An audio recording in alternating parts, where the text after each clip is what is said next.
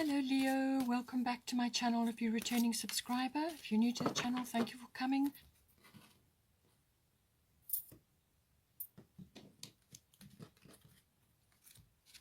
And then we've got Orna, Leap of Faith coming in for this is something that you're busy with, but you're going to be under quite a lot of pressure.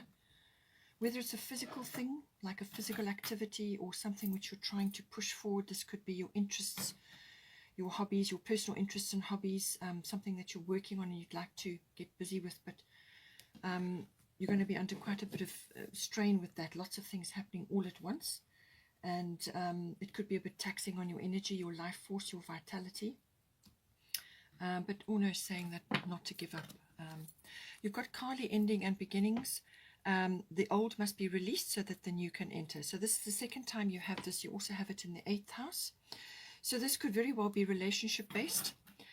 It can also be cycle based. So in other words, old experiences, whether it's relationship based or finance based. Also could be letting go of old things, whether this is old mindsets, situations. It can even be people that have kind of are moving out of your environment in some way. Some people could be transitioning to the next life, but it's usually ego death. That's normally what comes in with the 8th house, or the passing away of some aspect of you to make room for new things. But what Kali is saying is that she's the ultimate get things done goddess. So this is normally to push stuck energy. Now, being a Leo, you are a fixed sign. So you don't like to change, you don't like changes. You don't like rushing from one thing to another. You prefer to have, being a fixed sign, you're a concentrator of energy. So Kali is going to come along to shift that for you. So it's best to work with her energies, the endings of things and the beginnings of others, the releasing of old cycles and experiences, the past, things that just are not working for you anymore, and the moving into the new things. And it's that transition, that little bit of a washing machine that you go through between those two cycles. She's the ultimate get things done goddess, as I said. So if you kind of are resisting making certain changes, which you know in your heart you need to make, then she's going to come along and shift them for you. It will be an upheaval, and it could very well be a little bit of a it could even be a shock, or it could be things coming to the surface and now you've got to face them whether you want to or not. So it can be quite a wake-up call, but if you work with her, you can achieve an incredible amount, and you will be able to shift an incredible amount out of your life that's no longer serving you anymore and move forward. So that's what it's all about. But what she's also saying is that these changes that you need to be making at this time, and it's coming up in the 8th house and obviously other areas, but I feel it's very much 8th house connected. We will get to that. This is not to be afraid, or to be fearful, or to be angry or resistant, or to any kind of other negative thing that's going to hold you back. Release all of that. You need to make these changes. They're necessary, they're inevitable, and they're for your highest good. Okay, so work with her, work with these energies to transition from one situation to another,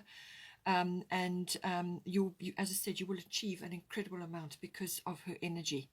So so something falling away, something beginning, and closing of a chapter, beginning of a new chapter. But it's really is releasing the old to make way for new things which are going to serve your growth and serve you better in the future. You're going to get some sort of increase in your life. So part of fortune is a wonderful card to be having actually anywhere in your chart. So this is overall, these are going to be aspecting and affecting you. But you're going to get some kind of like a windfall or support or recognition or rewards, something like that coming in. It's almost like you are coming into notice. People are noticing things, or there's specific people around you who are noticing things about you, or noticing your work, or just aspects of you. The other side of part of fortune is that usually there's some sort of trigger in your life, and this activates the rising up of skills and talents, and connected to that will be abundance, which has lain dormant in your life up until this point. So this could be a hobby or an interest or just a skill or a talent that you have or you've known about, or something that you enjoyed when you were perhaps very young, something you have a natural affinity for, but it never got realized. You've never focused on it, or you've not actually used it in any way. It's like your pot of gold. You actually need to dig. You need to dig it out. But it's going to be stirred up. As I said, it's like a ripple in the waters, and out comes these things. It's like an affinity or a just something that you suddenly seem to be really quite good at, or something is flowering in your life, like a skill or a talent or an ability. And you may need to be studying further to hone that or to harness that ability. So look around, observe yourself, know yourself really, really well.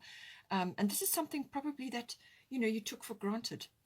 Or it's just lain dormant and you've been so busy doing other things robotically in your life that now this starts to manifest for you, and it's something that you just are drawn to because it's in you. So you need to harness it, and you can only do that by learning more, or by practicing it more, or by just doing more of it. And that's how you hone that skill. So you may need to learn more. This card is very, very good for anything that you may be currently learning. It's very good for taking exams or sitting some sort of skills test, or just testing yourself. It's a very good card to have for that, because it helps you with that. So it's about honing this skill or this ability or this talent or just some kind of affinity that you have. It's your pot of gold. You need to mine it. Okay, you need to utilize it in your life now, and move forward with it, because it's going to open a lot of doors for you. So any kind of learning, any kind of studying, taking exams, anything like that is very well aspected with this card. But it's also saying that, and I feel that when people start to notice what it is that you can do or what you are doing, then they start to notice, and you start to come to sort of notoriety, and that's when the spotlight falls on you. It draws in, it attracts abundance. And this, as I said, can be rewards, it can be windfalls, it can be support, it can be ideas, whatever you require, whatever you require for that. So keep a keen look on yourself, follow your instincts, and then you can harness this wonderful energy. You may very well, with Kali here, you may need to let go of something which you perhaps have done for a long period of time. Some aspect of your life is passing away, and it could be triggered, and now you're pursuing something which is your heart's desire, something that's very close to you. This is about your hobbies and interests. Your first house is about that. This is something that is in you, and something that you've always been interested in, or always had leaning towards, and it's letting go of an old way of life. And then moving forward into something, a change of direction for you, something that is better suited for you, and possibly you let go of an old lifestyle, an old way of doing things, a way of life which you just got used to. You became accustomed to it, and now comes along a trigger, something gets shifted, and you start moving forward into something which is much better suited for you. I just want to do a destiny card here for you as well.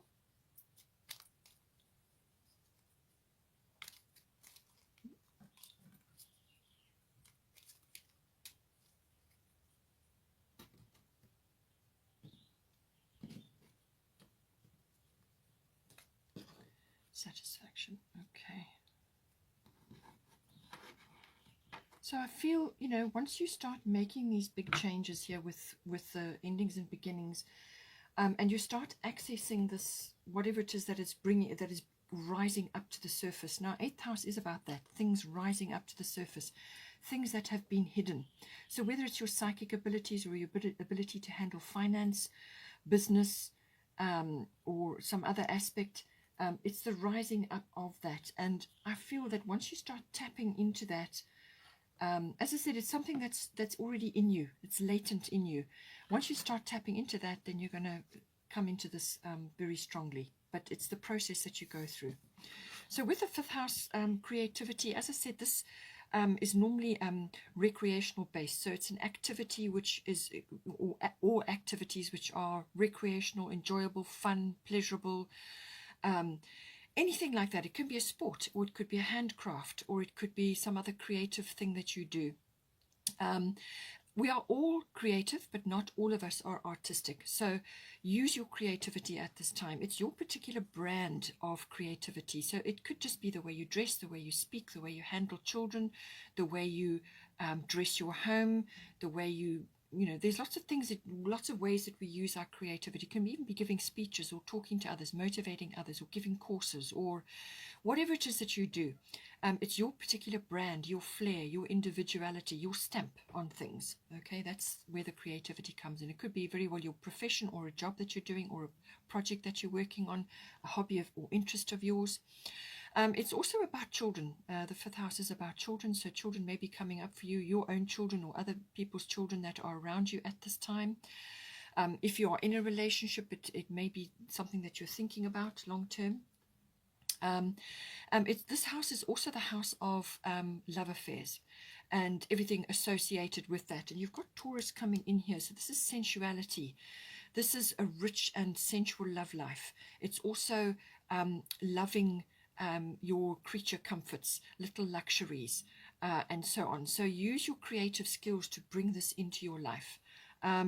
It's also, as I said, home comforts, things like that, feeling secure and, having all your home comforts around you. That can also come in, and it can be connected to a love affair.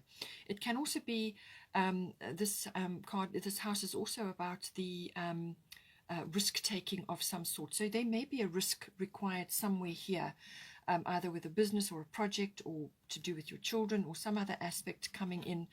It could, as I said, be an activity. It's got a risk element to it. Now, this can cover things like gambling, but it's also connected to the stock exchange and stock market, things like that. Perhaps that's of an interest to you. And you've got your financial house here, so possibly something is coming in for you, or you could be investing in things, taking a risk on certain things. So, all of that comes in under the fifth house. Okay, so we've got Taurus. This is the card of accumulation of wealth. Now, everybody has a different idea, a different value system associated with wealth. For some, it's money. For some, it's health. For some, it's home and family, close-knit clan. For some, it's having a home, a beautiful home. For others, it's a wonderful profession. Everybody's got their own values, and this is very much about that. What do you value? It has got a materialistic slant to it as well, but it's the accumulation of wealth. It's also about grounding and doing things which are related to the earth. So this can be gardening, it can be activities in nature, whether it's hiking or some physical activity. It's also very much about related to the earth, as in property, real estate, farming, having an urban farm, or having a small plot which you can go and work at, growing your own veggies, things like that. So it's got all of those lovely earthy elements to it. It's also got a lot of sensuality attached to it. So this is associated with, as I said, tactile. It could be love affair related, as I said, but it's also could very well be about materialistic things, because when you start going, it can also bring up feelings of, wanting too much in the materialistic line. So that kind of borders on greed almost, or having too much, So you've got to walk a fine line there. By all means, appreciate your material things, but don't let them bog you down, because that can happen with the Taurus card. You can get so bogged down in materialistic things that when you have to change things, or when you have to let go of things, it becomes very, very difficult.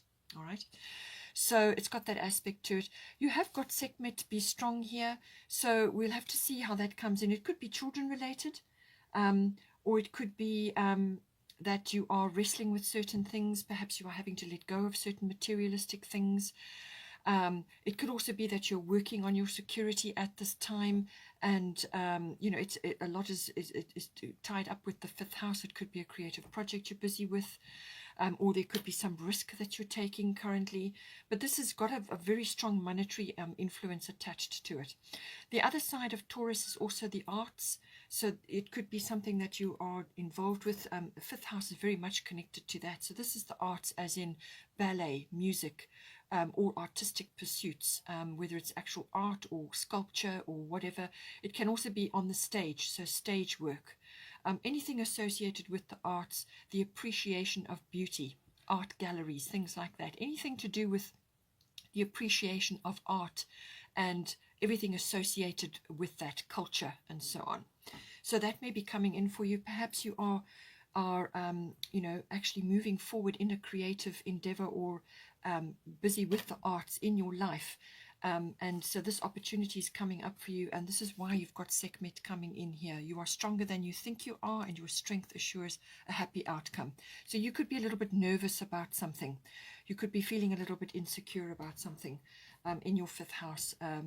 So this is about digging yourself in, keeping yourself grounded as you go through this process, as you try for whatever it is that you're trying to do in the fifth house.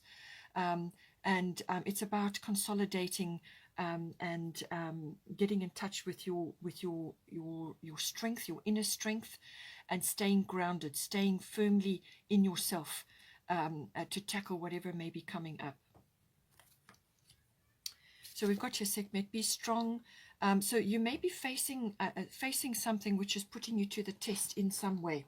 So I'll give you an example. If you are in the artistic field or the arts, you may be discovering something about yourself with the part of fortune, and you're going to be sort of having to walk your talk, put yourself to the test in some way. And she's saying that you can do this.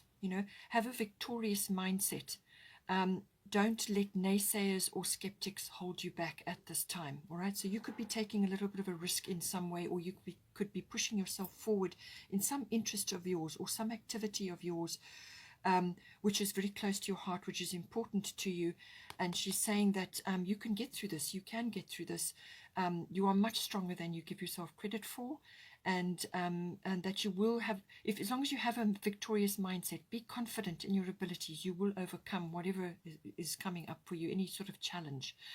But ignore the naysayers, ignore the skeptics. You just ground yourself and work methodically and practically, which is another Taurian trait. Be methodical, be practical. Stay grounded, and you will work your way through whatever challenge you may be facing at this time in this house. Just have that victorious mindset. You may also want to be doing physical activities to build your actual physical strength up. So this is why it's coming in the activities house. Some sort of recreational activity. This is to build you up in your physical body, because the Taurus energy is very physical. All right, so that's going to build you up in some way so that you can tackle a great variety of things. Then here we've got the 8th house, which is the endings and beginnings coming in for you. So it's very strongly aspected. If you are in a love affair, sexuality may be coming up at this time. But I do feel this may be financial related. And it's, as I said, some sort of cycle is ending for you, and some other new cycle is trying to manifest. And you've got to let go of old things. You've got to actually simply let go of old mindsets, of old ways of doing things, old professions, whatever it is that you need to let go of. Okay, so this can also be about the rising up of things that have been hidden or pressed or suppressed or just ignored. Okay, so it's the rising up of that. You simply cannot help it. It's going to come up. You may have a few secrets coming up. There could be a few power struggles in this house as well. But it really is about things being revealed, all right? Revealed within yourself and revealed to others as well. It's got a strong finance aspect to it. So this is, insurances, investments, assets, banking, accounting, taxes come in very strong. And monetary affairs, as I said, do come in with Taurus as well. So all of those aspects. It can also bring in inheritance and legacies, especially if this does relate to the passing on of somebody and you're now dealing with inheritances and things like that, or some sort of legacy. You may be in the monetary profession and you deal with this, handling other people's money. That also comes in on the 8th house. Things are changing now. Things are changing in this arena across the world. So you may be going through a lot of significant changes right now. This house is also about regeneration, renewal. So some aspect financially may be coming up where, as I said, old aspects are falling away. They're just no longer serving you anymore, and you need to change. You need to change gears now and move forward in a different direction. So it could be the regeneration or the renewal of something. It could be an old idea, or it could be an old way of doing things, or something which just suits you better at the moment. It can also be, the eighth house can also be when it comes to partners, so business partners or committed love relationships. Okay, so this is a committed relationship or a very close personal relationship. You're committed in some endeavor, whether it's a relationship or a partnership. It's the nuts and bolts of that. How are you two merging together your emotional and material resources? How are you bringing that? How are you merging that together? And all of those aspects. Or how are you separating them if you are diverging and going in a different direction? So all of that comes in the eighth house. So here you've got Mars force. So this is a very strong card. Mars is the god of war. So you may be feeling that, you may be feeling that way. You may be feeling challenged. You may have to defend yourself. You may have to take action in some way. That is the Mars energy. It's a powerful energy, but just be careful that it's saying go ahead and do what you need to do, but just don't be too forceful about it. You've got to work in a measured, step-by-step way with power, and then you will achieve what you need to do. But certainly the energy and the enthusiasm and the drive is there. This is about drive. This is about ambition. This is about pushing forward on something with great intention and determination. It can also be losing tempers or having lots of egotistical things going on around you, or the rise of ego within you, because this is rising up. Don't forget the eighth house. So you may have to grapple with a few things. There may be a few power struggles going on. But it's also a very direct and very direct and honest energy. Put your cards on the table. Get things clear. You know what you expect, what you want. Be clear about what it is, and then go for it. This has got a very much a driving force, ambition, goal-oriented, and going after whatever it is that you have set your sights on. But just be aware of the rushing of you're just rushing in general. Forget it. Don't do it. Work in a measured way. Hot tempers and flare-ups and things like that. Try and keep all of that under control. Ishtar, boundaries. Love yourself enough to say no to others' demands on your time and energy. So with this, everything I've talked about, and with the Mars energy, you may have to be very clear. You may have to check your current boundaries. It could be that some boundaries have outlived their usefulness. Because you are changing and you're going from one cycle to another, or you're letting go of certain things and moving into a new phase, some of the boundaries that you had attached to the old cycle may need to be reviewed or changed or dropped at this time. So just assess your boundaries. Or it could be that you need to put in new ones, or you need to put in boundaries with specific people or with specific situations. Love yourself enough to say no to others' demands on your time and energy. This is going to, when you work with the energy of Ishtar, this is going to give you the impetus to put boundaries in place. And when you do that, it frees you up, gives you time to relax, to do recreational activities, to actually have time to yourself, to regenerate your energy, which is another aspect of the eighth house. Regenerate your energy so that you can make accurate decisions. You can make informed decisions because you're attached to yourself. You're doing things, you're making time for yourself so that you can make informed decisions. You don't want to be rushing madly into things or having people taking things from you and making demands on you all the time, because then you limit your time that you need to spend on yourself, going within, doing all of that special work. So make sure that you're giving yourself time to rest, relax, rejuvenate, and regroup. To move forward and make decisions, whatever they may be, and just review boundaries that maybe have been attached to an old cycle which is now leaving you. First house is the body. So this could all be sexuality related, and could be related to a strong relationship in your life, because you've got the first house, which is to do with your life force, your vitality. Eighth house does cover sexuality. You have satisfaction here, and you have Mars, which is desire, which is a lot of sexual power or prowess or passion. With the Mars card. So all of these aspects may be coming, and maybe it's been stirred up by a relationship or a love affair, which now may be moving into some kind of some sort of commitment.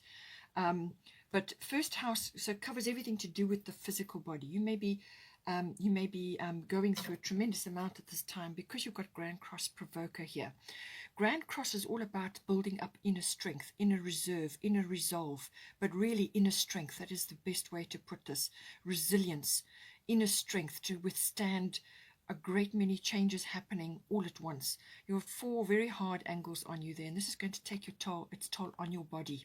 All right, so lots of things coming at you all at once, lots of things that you need to get done or do, and they literally come in like this, one after the other, and you're going to be juggling. So make sure that you look after your health, keep your life force intact, and this is why you have boundaries here. Okay. So it's all about your life force, your vitality, your energy levels. It's about your appearance. It's also about what you are projecting to others. So with the Grand Cross Provoker, communication to others comes in very strongly because you're going to be under a lot of pressure. There could be a lot of frustrations. There could be delays. You could be juggling. And you can't afford to get tired or run down, because then you're going to start slipping into resentment and snapping at other people and losing your temper. So just make sure you look after yourself. Give yourself time. When you need to take a break, you take a break. All right. So the only way you can handle this Grand Cross energy is through setting priorities and having a very strict list of priorities and working through them, updating those priorities as often as you need to. Just keep doggedly working towards what it is that you're working towards, your goals. You know, it's about time management. It's about communicating with others. All of these aspects come in. Other aspects of the first house, as I said, is your hobbies, your interests, your personal hobbies and interests, and this is coming up in here. So you may be pushing forward. This is about personal independence, how you meet the world, how are you moving forward in the world, how are you setting your sails to move forward. All of that comes in, and it's also what you are projecting to others. So what are they going to pick up when they see you, when they interact with you? Is it going to be positive, or is it going to be crazy, angry? You know, is it going to be under control? What are you projecting to others? Because whatever you project is what you're going to draw back to you. So stay cool, stay calm, stay collected, stay neutral, but have your determination and your enthusiasm and your drive to achieve what it is you've set for yourself. But, you know, as I said, have a list of priorities, and these may change on a regular basis.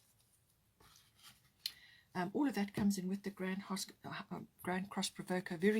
It's about building inner resilience, inner strength, and it will stand you in very good stead later on in your life. This period that you're going through is going to really teach you a lot. And on the other side of this is success, but it's a difficult period. Lots of things going on. You're going to be juggling, using all your skills, all your talents, all your abilities, but you want to be doing it while you're moving forward. You don't want to be standing still on the same spot. And the only way you can do that is by setting priorities and working through them, communicating with others, time management. Then we've got Orna Leap of Faith, and she says, take a risk and put your heart's true desires into action. So as I said, this could all be really relationship related. She's saying to you, take a risk of some sort. So this could all be heart related, relationship related, or it could be finance related, or some project that you're working on, something that you're driving towards. You could be changing everything in your life right now. But she's saying, take a risk and put your heart's true desire into action. Do not give up. All right. Don't give up on what is important to you, and take a leap of faith. All right. So you've got the 5th house, which is about risk taking. So there is some leap of faith which you need to take at this time, and this is why you need to gather your energy, your resources, your enthusiasm, and you can't do that if you're tired. All right. So make sure that you are looking after yourself so that you are fully ready to take this leap of faith, because it's going to come for you in some way, shape, or form. You've got Kali endings and beginnings. That is about that, and you've got part of fortune. So there's support for you there.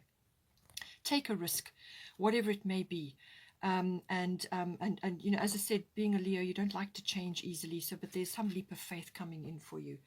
But she's standing with you, and you know, this is about your heart's desire, your true desires, which is covered by Mars. Okay, and you know, and taking that step.